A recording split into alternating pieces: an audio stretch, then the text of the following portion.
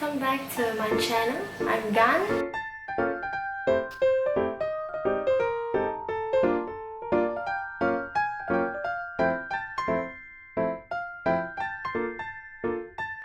I will share with you how to make this. Chinese we call it rou gu cha, or Hokkien we call it Bak Kut Teh. It literally means meat, bone, tea. However, we're not gonna use any meat and bone. I'm not gonna make it from scratch because there are a lot of herbs. And I figure it would be better to use a pre-pack just like this.